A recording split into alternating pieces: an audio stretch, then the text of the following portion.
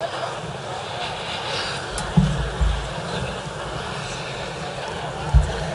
know, folks, it's hard to believe that this year we'll celebrate the 35th anniversary of the hunger strikes.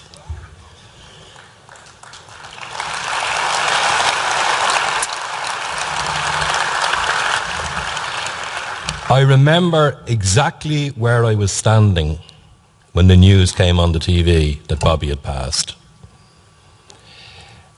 And it's hard to believe 35 years later that there were people in your movement, in your party, who weren't born when that happened. You always think that the past, you shared it with everybody, but of course you don't. But the extraordinary thing is that people who've come behind the elder statesmen of this party have been left something really important, which is the writings of Bobby Sands, the diaries. So young people can connect with those and carry on the message and carry on the fight. And to that end, we have two of the younger members of Sinn Féin who weren't born when the hunger strikes happened. Megan Fearon, as an MLA, replaced Conor Murphy in 2012, and I think became the youngest political representative on the Ireland. And Donnchadh O'Leary was elected recently for Cork South Central. He's a law graduate from Cork. And I'm going to ask them both now to come on and read two extracts from Bobby Sands' diary. Thank you.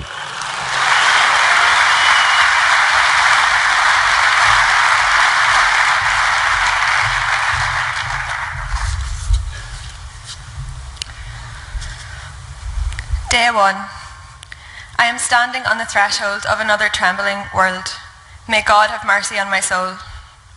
My heart is very sore because I know I have broken my poor mother's heart, and my home is struck with unbearable anxiety. But I have considered all the arguments and tried every means to avoid what has become the unavoidable. It has been forced upon me and my comrades by 4.5 years of stark inhumanity. I am a political prisoner. I am a political prisoner because I am a casualty of a perennial war that is being fought between the oppressed Irish people and an alien, oppressive, unwanted regime that refuses to withdraw from our land. I believe and stand by the God-given right of the Irish nation to sovereign independence and the right of any Irish man or woman to assert this right in armed revolution. That is why I am incarcerated, naked and tortured. I believe I am but another of those wretched Irishmen born of a risen generation, with a deeply rooted and unquenchable desire for freedom. I am dying, not just to attempt to end the barbarity of H-Block, or to gain the rightful recognition of a political prisoner, but primarily because what is lost in here is lost for the Republic, and those wretched oppressed, of whom I am so deeply proud to know as the risen people.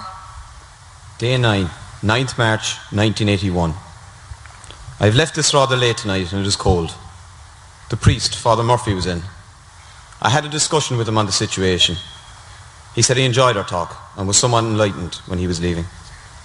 On the subject of priests, I received a small note from Father S.C. from Tralee, County Kerry, and some holy pictures of Our Lady. The thought touched me.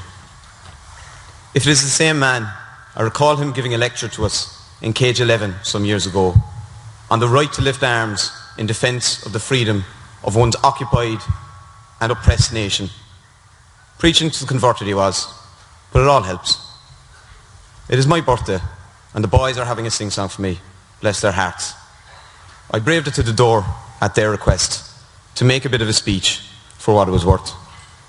I wrote to several friends today, including Bernie and my mother. I feel all right, and my weight is 60 kgs. I always keep thinking of James Connolly and the great calm and dignity that he showed right to his very end, his courage and resolve. Perhaps I am biased because there have been thousands like him, but Connolly has always been the man that I looked up to. Well, I've gotten by 27 years, so that is something. I may die, but the Republic of 1916 will never die. Onwards to the Republic and the liberation of our people. Day 12, 12th of March 1981. I heard of today's announcement that Frank Hughes will be joining me in hunger strike on Sunday. I have the greatest respect, admiration and confidence in Frank, and I know that I am not alone. How could I ever be with comrades like those around me in Armagh and outside? I've been thinking of the comrades in Portlaoise. The visiting facilities are inhuman.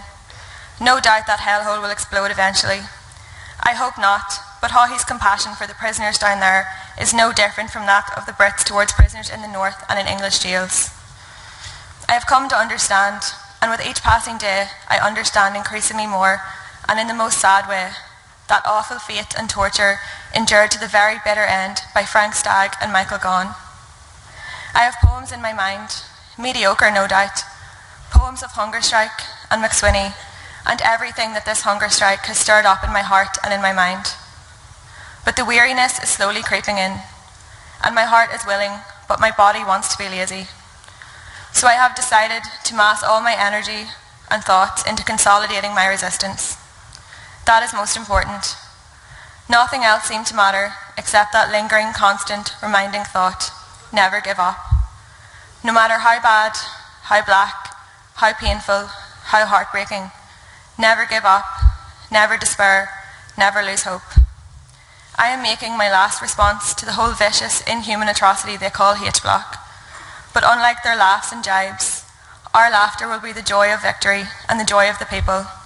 Our revenge will be the liberation of all and the final defeat of the oppressors of our aged nation.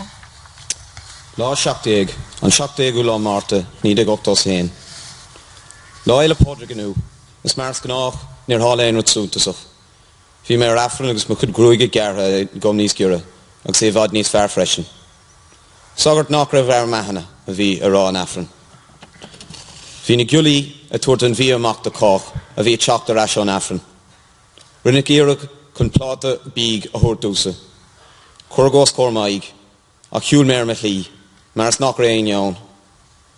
Bhí mé smaoinemh ar nó ar an céalacán seo. Dearn daoine lán faoin corp, ach ní chuir muín sa corp ar bith. Meas an cearcolóir go bhfuil sais trodán. Ar dús ní ghlachan an corp leis an aspa bíg, as fullingíonn sé an chathu bith. Is gréthár a heile a bhí na siar clippe an chorp. Tridan an corp ar eis cearcolóir, ach dearan le taon gachrod ar eis chuig an príomhrod, sí an meabhar. Sí an meabhar an rud is táchtaí. Muna bhfuil meabhar láidir agat chun cornaigh a gachrod ní bharthaigh. Ní bheith géin spid troda agat. Is an sin cénáid a dtigean an meabhar ceart seo. Beidir as an ón saoirse. Ní hiicinnte gur bé an as sin as a dtigean sé.